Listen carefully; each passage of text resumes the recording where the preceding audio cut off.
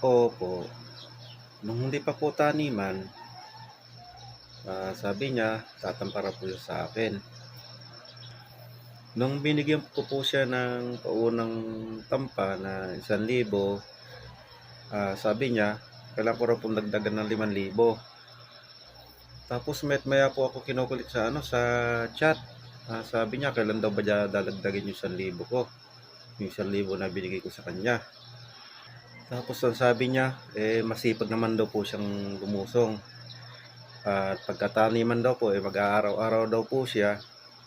At siya raw po yung napakasipag na lumusong. Nung time na nga po na ganito, na taniman na, hindi ko na po siya makita. Lumusong naman po siya, isang beses lang. Magbuhat nun, hindi na po siya nagpakita.